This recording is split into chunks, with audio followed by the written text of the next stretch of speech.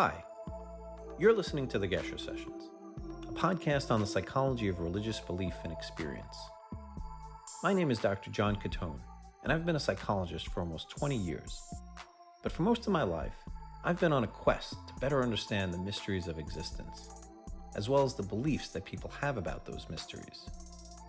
Joining me on this quest are two of my closest friends, Dafna Stein and Dr. David McLean. Dafna and David are not just my companions on the road of truth, they're two of the smartest and deepest people I know. If you've been searching for an oasis where people have intelligent conversations about religion without sacrificing rational thinking or intellectual honesty, then you've found what you've been looking for. And we've been waiting for you. So come on and join us, and let's cross some bridges together.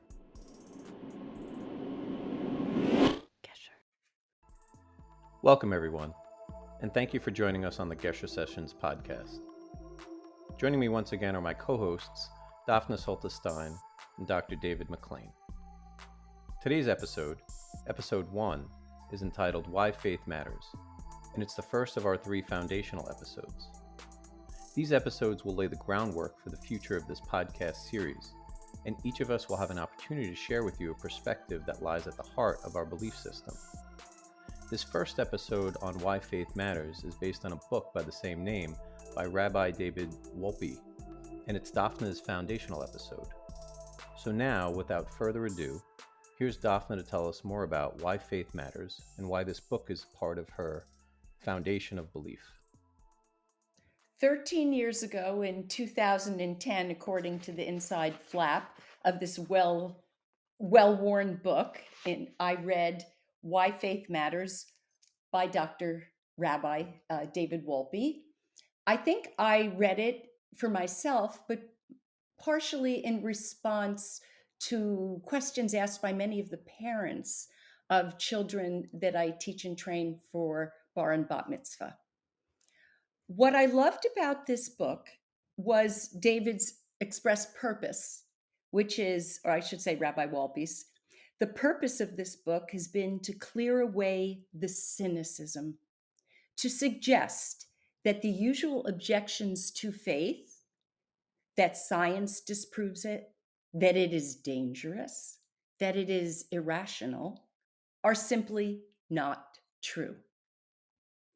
When did Rabbi Wolpe realized he needed to write this book? When he was told by an oncologist that he had lymphoma, and he recognized that his time potentially would come to an end. And he began to ask the questions that matter. Why? And those questions I will go into in a little bit. But first, I want to say in his prelude to the book, he talks to us about questions and deep questions. And he reminds us that the world and life when we are small children begin with questions.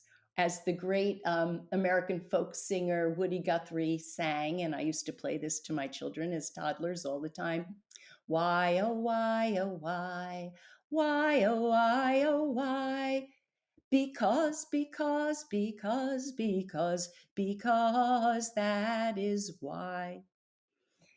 And Rabbi Wolpe says to us, it is the act, and I might add the art, of asking questions that enables faith. The art of questioning, the ing is important. Faith is less about the answers and more about one's willingness to go on the journey. There are 4 questions that Rabbi Wolpe suggests are the most crucial or essential questions, and he has arrived at these after sitting with thousands of people in various ways, shapes, and forms as a rabbi. First question is, what awaits me after I die? Second question, what do I want to transmit to my children? Third question, why are we here? Fourth question, can I believe that we all live in the presence of a God, something so intangible, in a world that is based so much on tangibles? In the first chapter of the book, Rabbi Wolpe describes a meeting. He's visiting a congregant in the hospital who has cancer, and he recognizes that listening is more important than having answers, and finding a place of communion or community with this man with cancer, because he had had cancer himself, was one of the most powerful experiences he ever had. And so I want to begin our discussion by asking a very broad and general question to David and John. Why does faith matter? What would our world look like today without it? Why does faith matter? David. Yeah, so first I'd like to say thank you for the introduction to Wolpe's book, Dafna. I think one of the things that we have to do when we talk about faith or belief or religion or even the word spirituality is understand that there's a lot of confusion out there about what these words mean. When people evoke these words or invoke these words, they mean often different things by them. And some people that, for example, want to be critics of these words and what they're connected with um, will use them in sort of have a derogatory definition in mind to begin with. So that's my preface to the answer. Faith matters, and perhaps I should describe what I mean by faith. Faith matters in a religious context. Let's just think of religion as sort of a catch-all phrase that is a commitment to a certain metaphysical view of reality that has built in rituals, practices, thought patterns, and an ethos. It matters because it orients one in life through life. It's not something that is just a one-shot thing, but it guides a person throughout their entire lifetime and give them a sense of connection, meaning, and that they're at home in what would otherwise be an alien and foreign, cold universe. John, why does faith matter to you? I think it's impossible for us to know everything, even about our human existence. And so we need to rely on faith as a currency almost to help us to get through everything in our lives about which we don't know anything about. When we go into an elevator, we have faith on some level that the elevator was inspected, works properly, and that we're not going to fall hundreds of feet to our death. We have faith in the systems that we've put in place for inspection and people taking care and maintenance. And there are so many other things in our life. We have faith when we're on the road that other people, average people like us, are going to obey the traffic rules and they're not going to swerve to hit us. Obviously, that faith gets broken from time to time. There are people who drive drunk. But what would our existence be like if we didn't have any faith? We would never leave the house. We certainly wouldn't go into an elevator or over a bridge. um, we would be paralyzed. So, I think there's faith with a small f, and Rabbi Wolpe here is talking about faith with a capital F, faith in something larger and existential. And I think there's a sense of humility that comes from faith because it's an acknowledgement, a tacit acknowledgement that you don't know everything. And in that humility, I think human relations can be fluid and compassionate and understanding. And so I guess that's how I would discuss my, understanding about why faith matters. I heard, well, there were many things, but I heard two things that resonated with me. Your examples, John, speak to recognizing that the world is full of intangibles, things we can't see, like the whatever it is that makes that elevator go up and down. Is that electricity? And it's science. There's the Mhm. science. There's electricity there. There's weights, magnets, propulsion, all kinds of ideas that we know about through science, that intangible we can't see. And yet we have faith in them. We have faith in this podcast, in our ability to hear words and know what they mean. If we were looking at the written page, we have faith that we can look at these little marks in ink on a page and make sense of them, but the ideas are not tangible until our brain knows how to use them, for example. So there's an intangibility that one must accept. Must might not be the word. One must be willing to wrestle with and accept in order to believe in the presence of something greater and common to ourselves, which one might call God, right? Or a worldwide big mind intelligence, God, if you will, and to have faith in that, even though we can't see it, touch it, smell it, taste it. And that goes back to that foundational story of Abraham, which is common to Judaism, Christianity, and Islam, the Western religions. Um, the Torah, the Bible, doesn't tell us how Abraham hears God other than he hears God. What does that mean? The children will say, well, did he hear a voice? I never hear a voice. Or is it an inner insight? What does it mean to hear or to feel God's presence? And it has something to do with closeness and relationship, which was the other thing I heard you speaking about, John.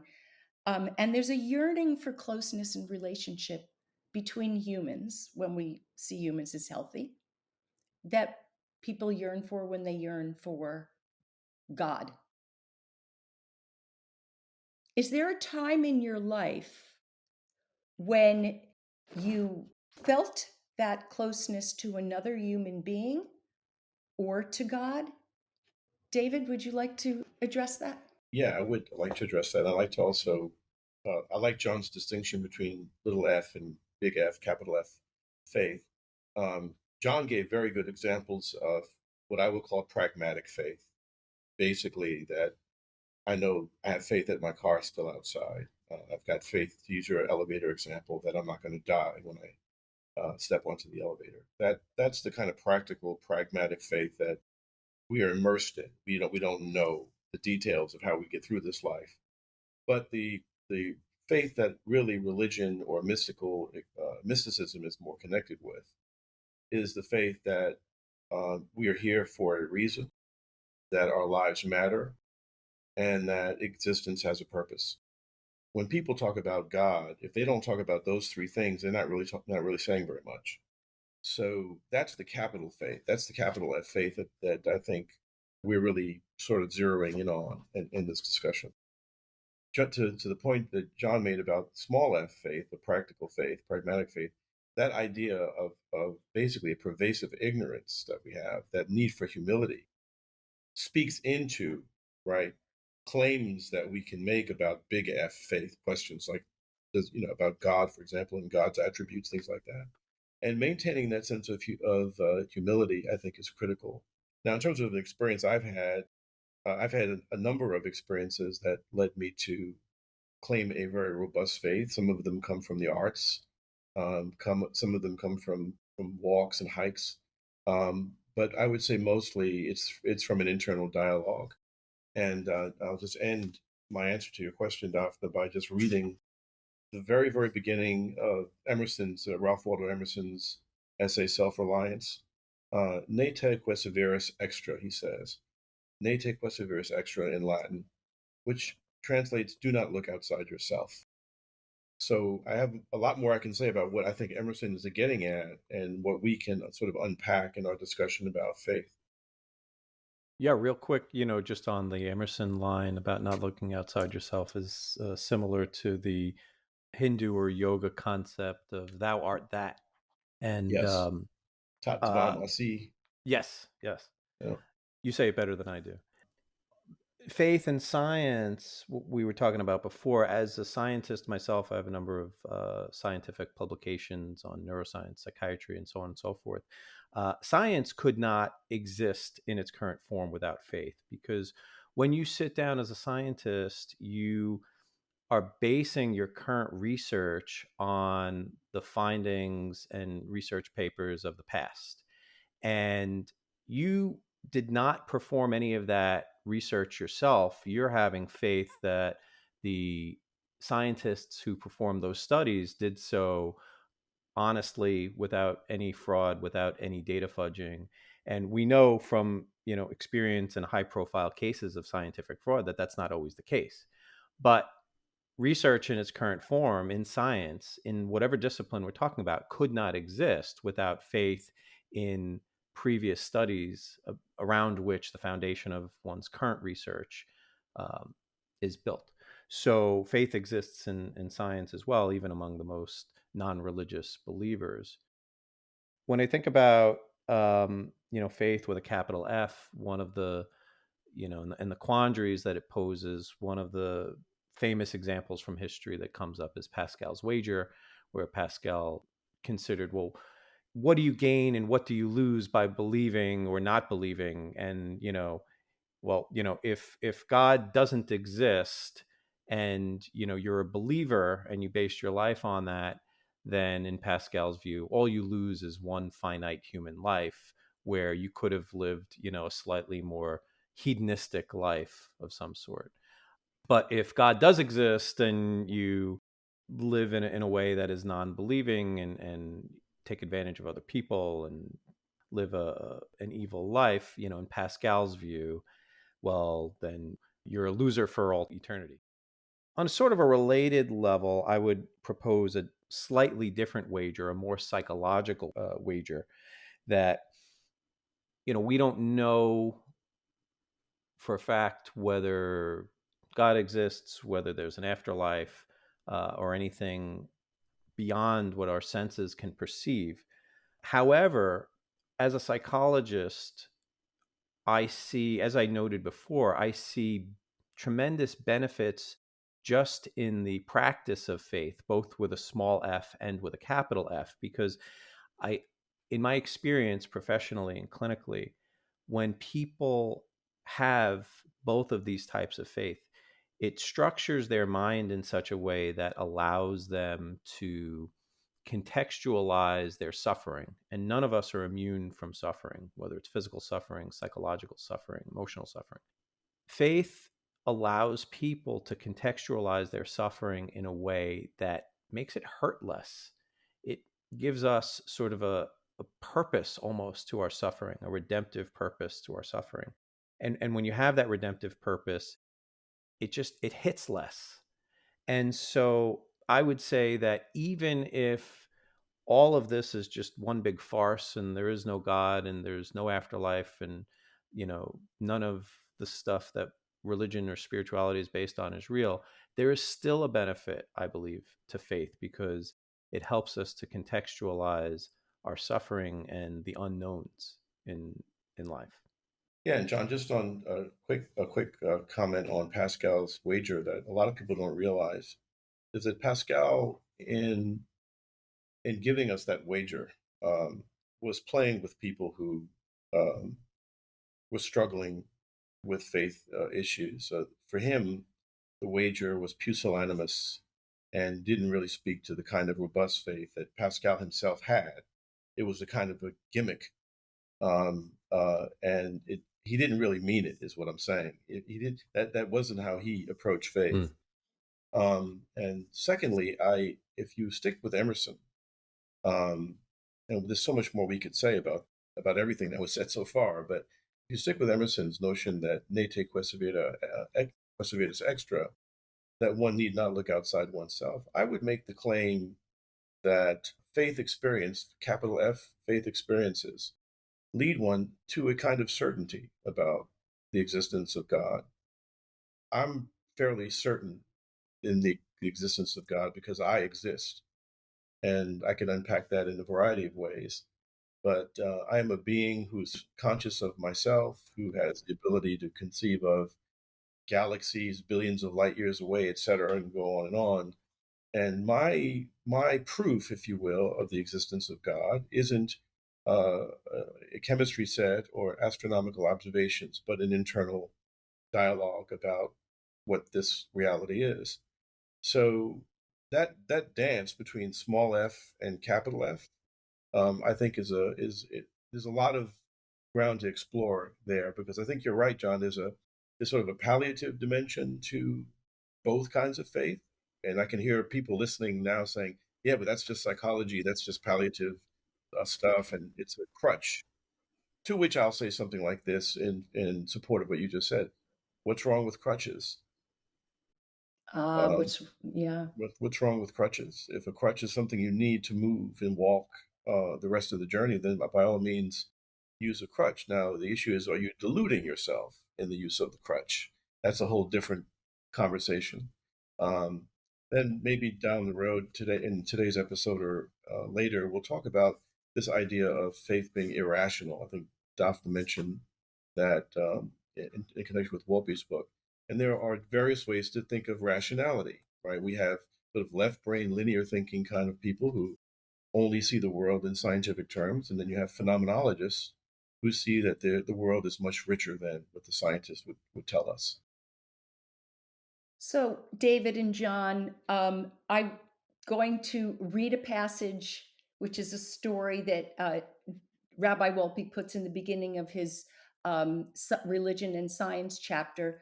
But then I'm going to backtrack to capital F faith and small faith and the idea of having a calling.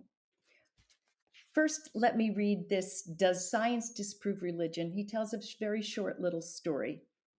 1,000 years from now, when scientists have solved all the questions that plague humanity, they are finally ready for the ultimate challenge. They elect a representative to address God. God, says the scientist in charge, you are no longer needed. You serve to function in your day, but that day is gone.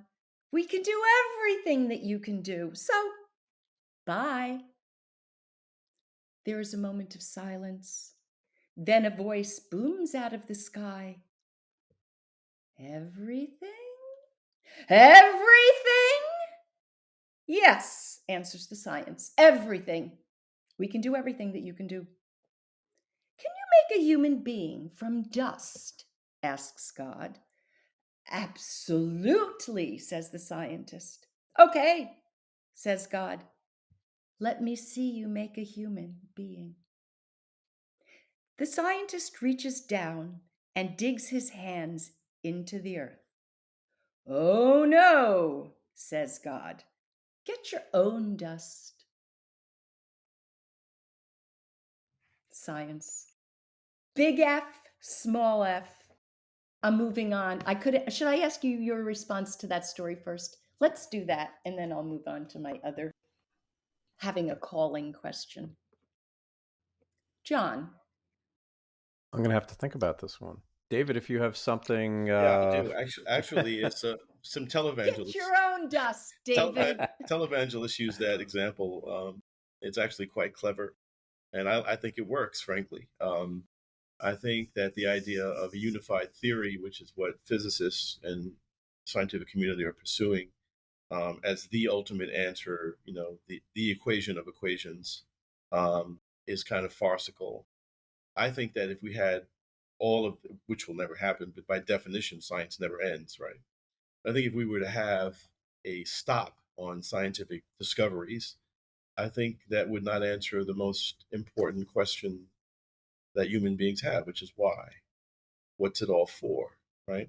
And it goes back to a question that the ancient Greeks asked and that the philosopher Heidegger asked: why is there something? Why not rather nothing, right? These kinds of questions. This goes back to what Rainer Maria Rilke says when he says, love yourself, love the questions. These questions are not going to go away. They're going to be with us. These are the most poetic, profound, existential questions that we carry around, science simply doesn't have anything to say about them. That's okay, right? I think that one of the fallacies in the faith versus non-faith, or the belief versus atheism debate, is that science and somehow faith are in competition, and they're absolutely not.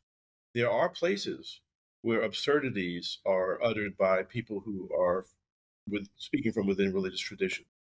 There are also absurdities discussed by scientists when they want to reduce everything to materialism and physicalism, when obviously our lives are not lived as physicalists. We live as people who befriend and love and have all kinds of cri de corps experiences, things that make life worth living, have really very little to do with the physical. So, yeah. But John, are you ready now? Are you I ready to jump I in? have a little bit of a humorous story. So someone recently told me they were experimenting with some psilocybin mushrooms, and mushrooms, of course, come from dust, right? They come from the earth. So he ended up taking much larger dosage than he originally intended, because the initial dosage really kind of messed with his perception. So, typically, I guess to get a really good trip, people take like 3 grams of psilocybin. He had taken 7 grams and had, really an amazing experience. And he said at 7 grams of psilocybin, he was convinced that he was talking to God. Well, on 7 grams of mushrooms, I guess his perceptions were so messed up and distorted, he started eating everything in sight, including the rest of his mushrooms. And so he ended up taking a total of 14 grams of these mushrooms. So at 7 grams, he was convinced that he was talking to God. At 14 grams, he was convinced that he was God. Right? So, and where did this come from? This came from the dust, right? Which created the mushrooms. Now, this goes back to what you brought up before, David, about tats vayam asi, thou art that we have this sort of dualism or reductionistic separation between us, as humans, and whatever else is in the field, whether it's the dust, whether it's the earth, whether it's, in this case, even God or our conception of it. And so I think that we make these reductions because life is easier psychologically to make these reductions. But in the famous lyrics from Crosby, Stills, Nash and Young in their great song Woodstock, we are stardust, right? And the same thing that makes up the stars makes up all of us. And that's something that physicists have documented. We are all in different frequencies, forms of light radiation. So, quite literally, from a physics perspective, we are that. So, it's a different way of kind of looking at it. We just don't recognize it, that we Yeah. are that. Yeah. I think that's right, John. I think, though, there are successive hurdles to jump away from reductivism. So I think that one hurdle to jump is to recognize that we are star stuff. Mm-hmm. But at some point, you're going to find that that's an inadequate representation of your experience as a human being. So what? So I'm a bunch of gather. That's great, but what does that mean? We are much more than I think. I think even the concept of God is reductivist in the mouths of. Frankly, I'm going to be a little bit maybe overreaching here, but for the sake of argument, I think most people's conception of God is reductionist. William James had a very famous, in one of his popular lectures, which I can't remember exactly which popular lecture it was. I got to go find it. He says he's talking to a bunch of white males in black suits with the tie, with the garb, with the ties of the day and the beards, and maybe it's a Harvard club or something like that. And he's giving this lecture, and he says to the men that are present, he says, "Most of you think you're going to heaven, and that you're good Christians, and that you're going to heaven." He says, "But not one of you can imagine that when you get there." This is using James's language of the time.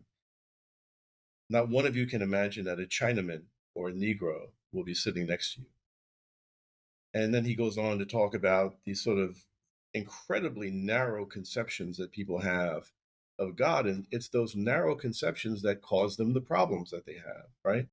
The old Jewish, the old mystical, even beyond Judaism conception that God is something, not, first of all, not a thing and not a being, that And something, not a grandfather and sitting on a not a cloud. grandfather or anything like that that can be described.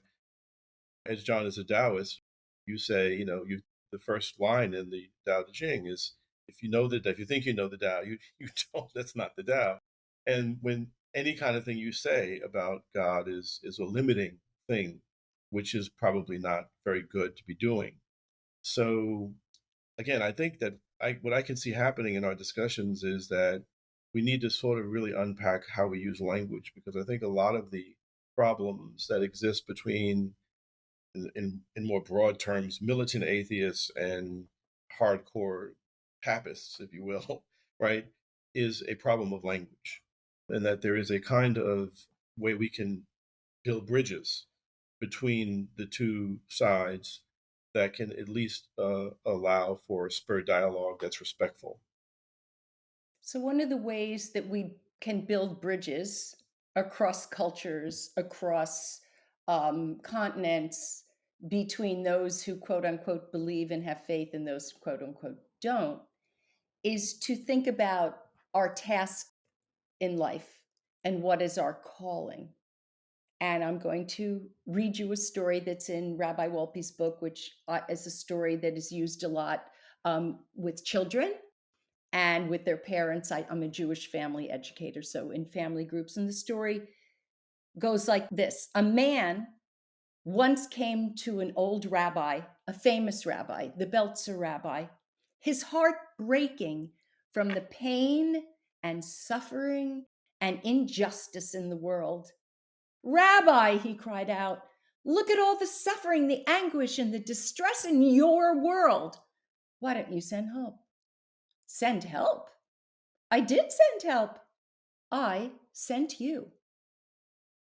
So to respond to faith is to feel one has been sent.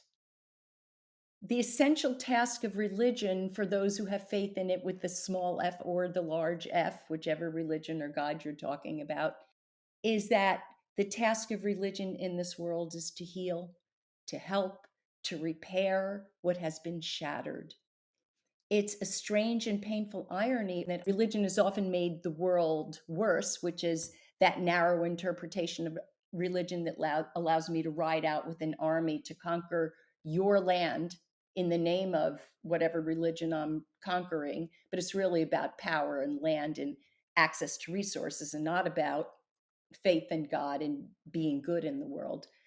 But the quality of religion's response is an answer to God only valuable if we see that God's spirit in us is to have a calling and to have a task to tikkun olam, to improve the world, to heal it.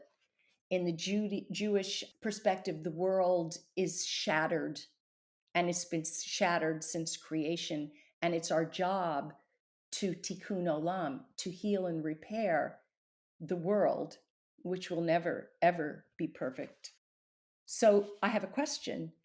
Have you heard the call? And if so, what is God calling you to do?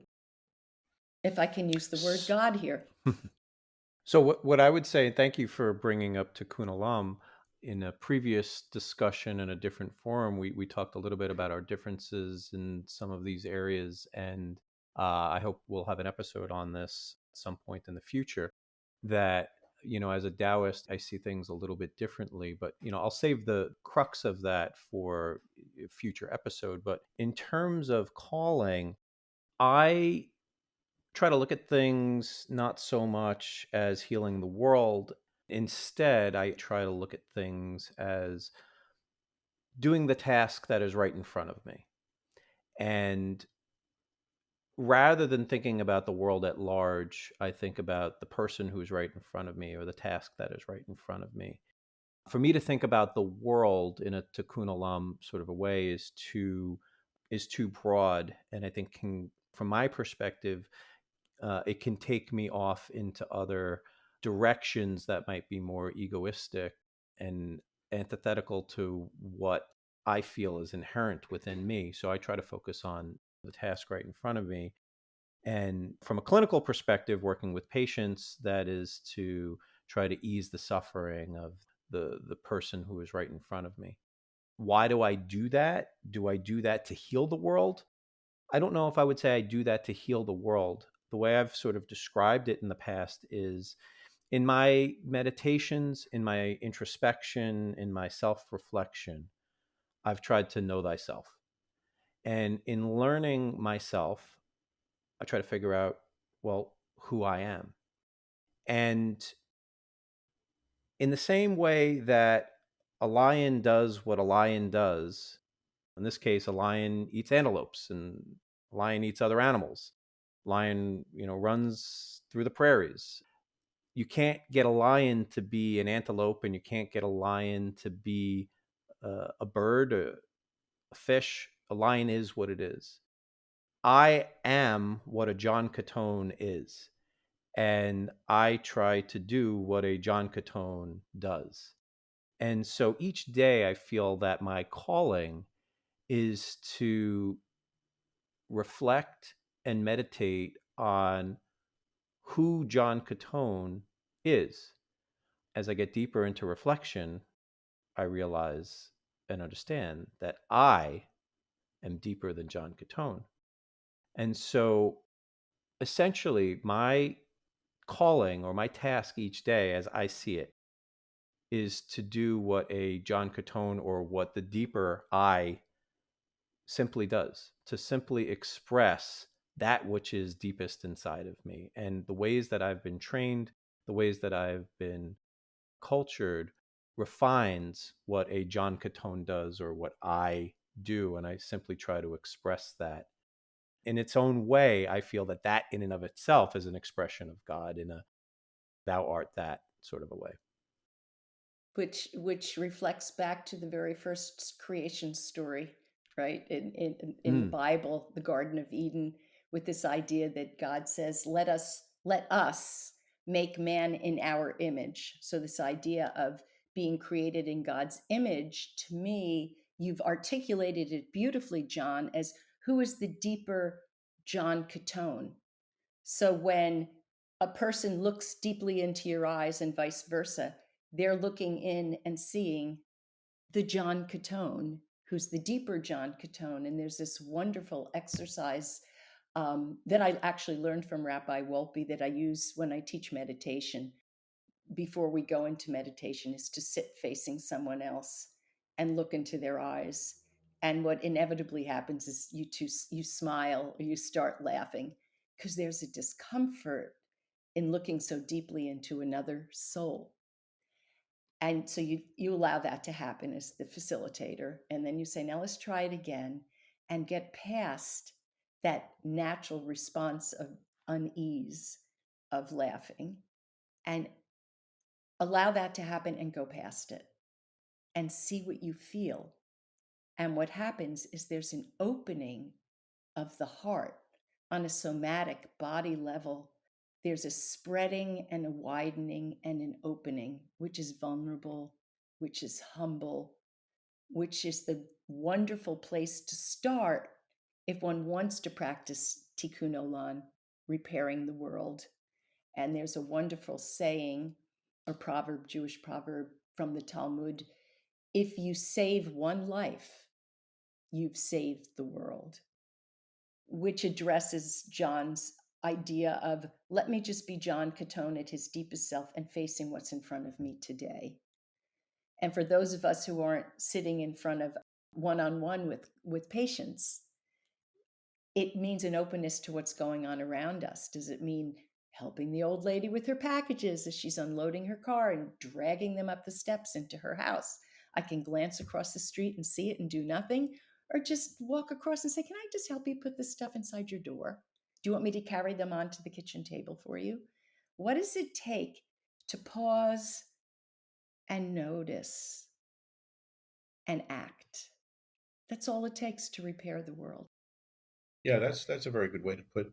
I think to build bridges between John and the Tikkun Olam crowd uh, is to basically emphasize that Tikkun Olam is often interpersonal and very personal.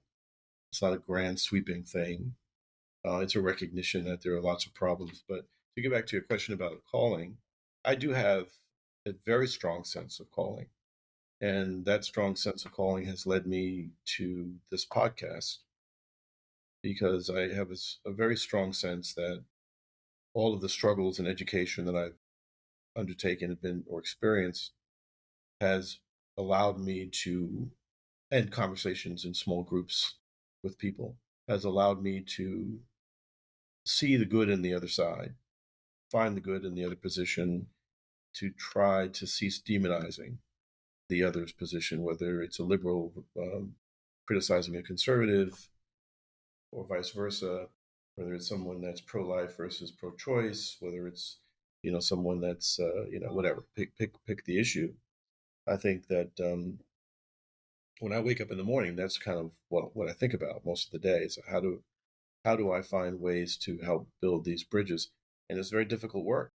I often think of I don't equate myself with the Hebrew prophets, but I think anybody that's undertaking any kind of work like this is doing some kind of prophetic work. My colleagues in the academy who are much further to the left would probably laugh at that self-characterization, but that's okay. I think that if you look at the work of a Jeremiah or Elijah or Elisha, Habakkuk, there's a particular kind of sense of urgency that they seem that they feel this need to speak to, or their life is not going to be worth anything. And that strong sense that you're grabbed to do that kind of work, I think, is not only it's difficult, it's you want to prefer not to have it undertake the burdens of it, but it's also kind of grace, and you feel pleased that you were given some assignment to undertake, even if it's fuzzy. So I do have that sense. One just anecdote or passage from the Tao Te Ching that I think kind of builds a bridge again from the way I see things and, the Tikkun Olam perspective. The Benjamin Hoff's translation of the Tao Te Ching, my favorite passage is, when you see the world as part of yourself, you will take care of it. When you see yourself as part of the world, you will be taken care of. And this passage in the Tao, and I would argue most, if not all, religions seek to dissolve this separation between self and the world.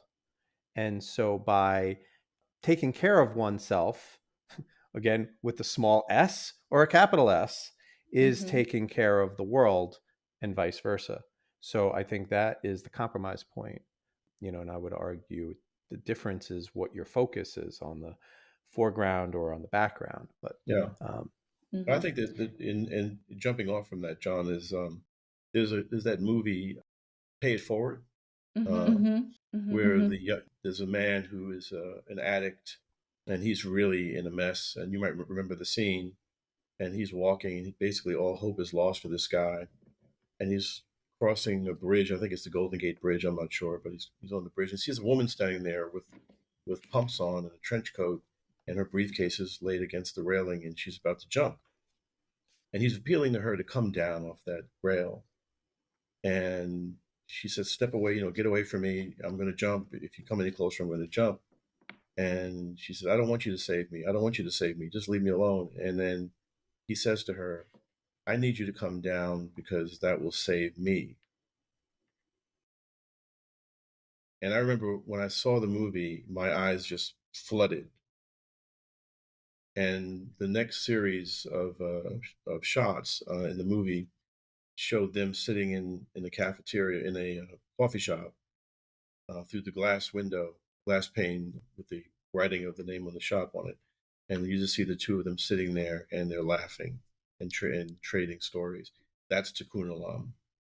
As much as a march in Washington for climate change is, I think that is the bridge. It's not binary. It's not either. It's not pick one or the other. It's both.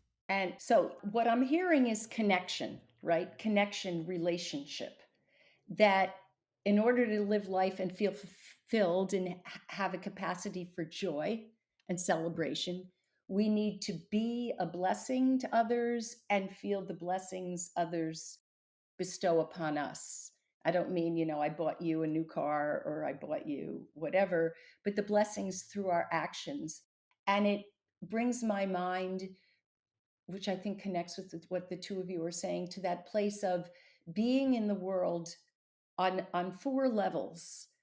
Me and myself, as John was talking about. First, I have to be true to myself. I have to have a healthy self. I have to take care of my body.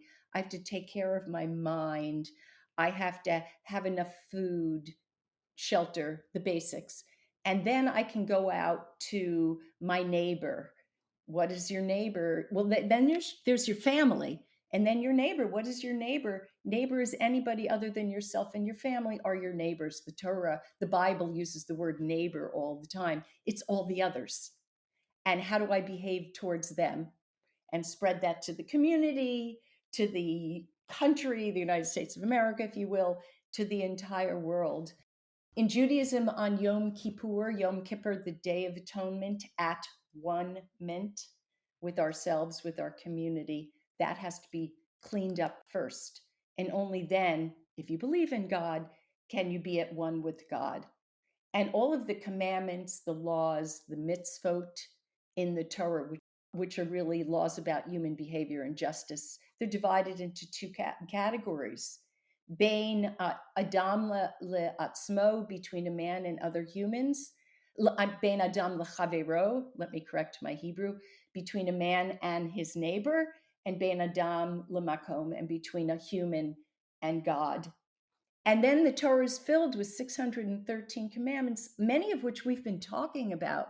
It starts with guard. I'm just going to read a few to you, if you don't mind, because this is how to live a life of meaning with what's in front of you every day. Guard your own health. Take good physical care. Bless and know you are blessed. How do you be a blessing to other people and receive with gratitude what others do for you?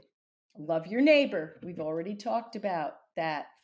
And then it drills down to specificity. Keep your promises. Be counted and be accountable.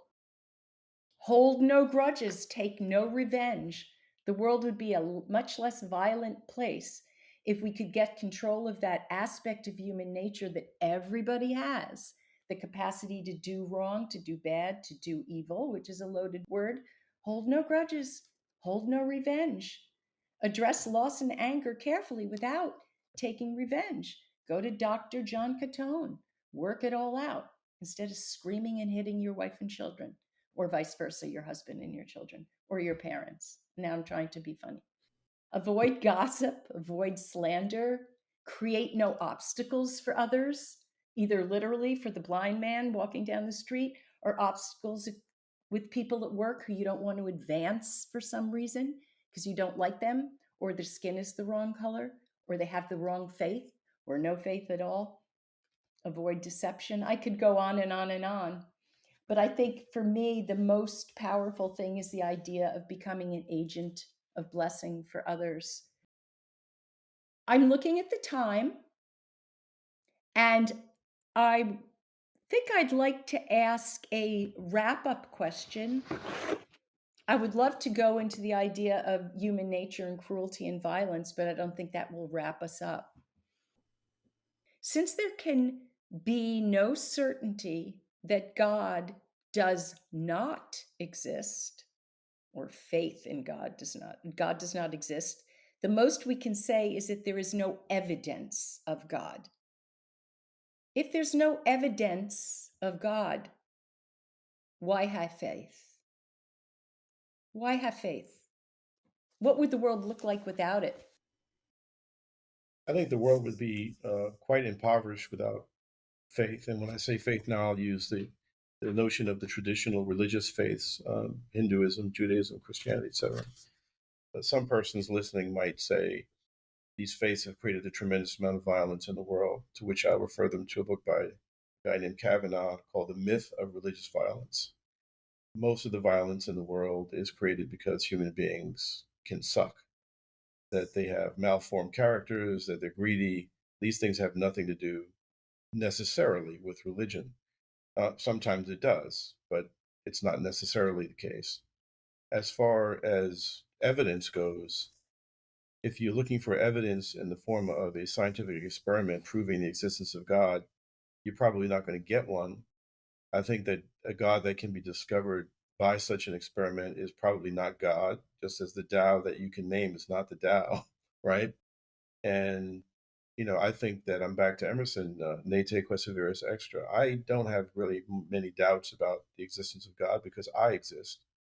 And so, if someone were to ask me, when I say I exist, I don't mean that just my somatic body exists. I mean my consciousness, the quality of experience that I am capable of as a as a kind of being. That's my argument for the existence of God. And so I find at some point people, again, this is a question of what problem with language and the kind of words that we use, evidence and proofs in a scientific sense. No. Can you point to things in the world? Can you point to complexity and things as suggestions that you're probably on the right track? Yes, you can. Is that conclusive in a scientific sense? Will it convince a hard-headed atheistic scientist? No, it won't. But my response to that is okay. There's one more thing I'll add. I'll stop on that point.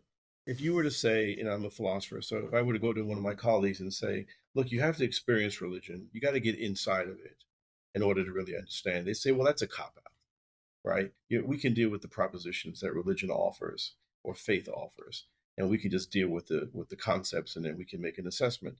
And I'm like, no, you really do need to get inside, because it's only by walking. That's why in so many traditions it's called the way or the Tao, or you have to walk it. And it's only by walking, sort of like being married. You don't really know what being married is like until 10 years in, right? You've Right. got to walk it, right? And that sounds like a terrible cop out intellectually, but I'm sorry, what can I tell you? I don't really like poetry. Well, why don't you try to read a few books? I don't like the opera. Well, why don't you go sit through 5 or 10 operas? Then tell me whether you like opera or not. In large existential experiential things, big things, you have to do the work. You have to do the experience. You can't read a book. You can't look at a proposition and logic chop with a truth table, right? It doesn't work when you're talking about something that's incredibly important as the meaning of your own existence. Thank you, David. And I would just wrap things up to say, to answer Dafna's question, why have faith? My answer to that would be another question in return, which is, what else are you going to do? What's the alternative? If the alternative is cynicism and a lack of faith, well, that lack of faith in something larger and existential doesn't exist in isolation. It necessarily bleeds into other areas of life. And if you have a difficulty having faith with a capital F, it leads to difficulty having faith with a small f. And when we struggle to have faith in the things that we cannot see, in the things that we cannot prove, well, there are more things in this existence that we cannot see or prove than there are things that we can see and prove. It's tremendously limiting and prevents us from growing to become greater than we currently are. Even the scientists, the most non-religious scientists, need to have faith in many other things. The previous research upon which their current research is built, the calibration of their instruments, and so on and so forth. The agencies that are tasked with making sure various standards are upheld, and so on and so forth. So if you're not going to have faith, then I see that as really impinging upon every other area of your life in a way that prevents you from growing. And you both mentioned there at different times, I think both of you have the word soul. And when you're talking about, when using that Sanskrit expression, tattvam asi, the thou, you, me, is much deeper and richer than the personality that we construct. I mean, we are born with certain genes and certain orientations and toward anger or whatever, right? The deeper self, the self that Dafna was talking about when people look into each other's eyes. I do this with my students. I'll tell them in a particular lecture that I do, turn and face each other. And you're going to giggle and you're going to feel this discomfort. Why? Because you know you're not really looking at just an animal. You know you're not looking at a thing. You're looking into someone's soul, right? And that's dangerous and exciting to make that leap from thinghood into soul connection. Dafna rattled off, if I can put it that way, that began to rattle off the 613, laws or rules in the Mosaic Law, and I was thinking that the only place that one gets to go where one takes all of those things into consideration is a religious tradition. No one sits around and talks about utter selflessness outside of Buddhism or Judaism or Christianity. No one does that. I mean, I teach ethics courses. It's academic, it's intellectual. Where the rubber meets the road when you realize that your commitments are soul commitments, that you're doing something because you're being commanded to by your creator, or that there is a sense in which you're being watched in your performance in this life, and that it matters how you perform. That is a very powerful thing to get people to behave themselves in certain ways that are more loving and more giving toward their fellow human being. And now, as we know now, in the last 100 years or so, how we behave toward the environment. Religion, with all of its warts and issues and problems, there's really no other place where one goes to really give themselves a good ass whipping, morally and spiritually, right? Put themselves through the ringer, because you're not going to do it in university, you're not going to do it in grade school, you're not going to do it around the kitchen table. You're going to do it when there's a framework for that kind of difficult work on the soul that doesn't always, that can make you a much better human being. So religion is a phenomena of community, I'm reading Rabbi Wolpe, but also of the individual seeking soul in relationship not only to others but to God. The theologian Martin Buber explains relationships using his coinage I and thou. Buber taught that no one exists in isolation. There is no simple I by itself. We're always in relationship to others, our family, our friends, our loved ones.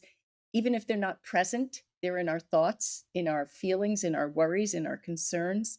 The quality of our lives is in the quality of our ties to others. And to bring it back full circle, I don't know if it's bringing it back full circle to the creation of the world, or in the past century, our relationship to nature and the physical world. Albert Einstein said, intuiting the unseen is a gift of perspective. There are two ways to see the world, as if everything is a miracle or as if nothing is a miracle. And then Rabbi Wolpe continues, living with an awareness of the miraculous re-enchants the world.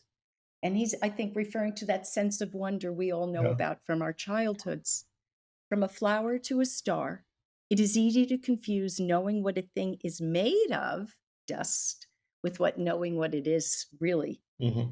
Significance overspills the physical description of a flower or a star. Mastering botany is not the same as appreciating beauty. Acknowledging that overflow of what a flower means or what a human being is, not in chemical composition, but in spiritual significance, is seeing everything as a miracle. Mm-hmm. You look into another's eyes. That's what happens when we fall in love. We can't take our eyes away from the other person's eyes. Where am I going? Seeing everything can be a miracle or not. Radical amazement. Yes, radical amazement, going back to Abraham Joshua Heschel, which we've been through, three of us in a book discussion. And then there's, again, going back to William James, who says, the danger that exists for modern people is that once we've explained something, we think we have explained it away. Hmm.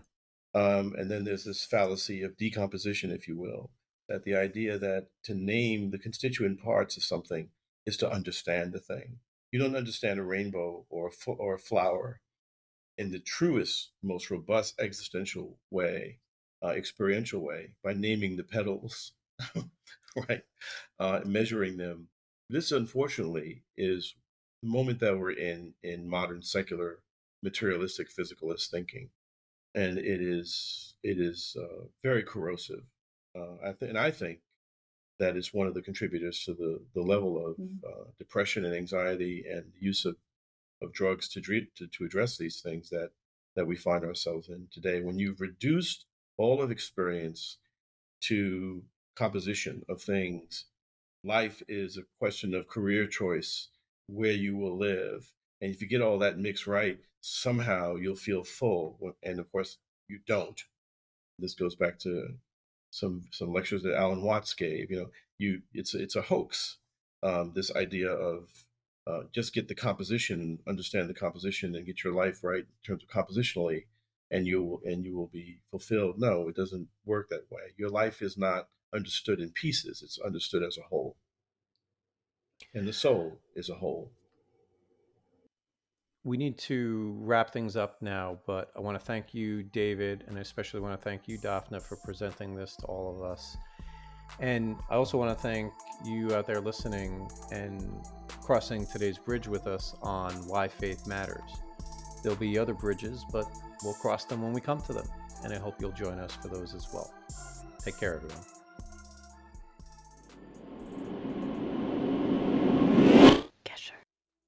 Each episode of the Gesher Sessions podcast, including its recording and contents, is copyright of the Gesher Sessions. All rights reserved. Today's episode was produced and edited by Lisa Catone. The music used for the beginning and end of today's episode was composed by Anthony Leroux, who owns its copyright and gave permission for its use.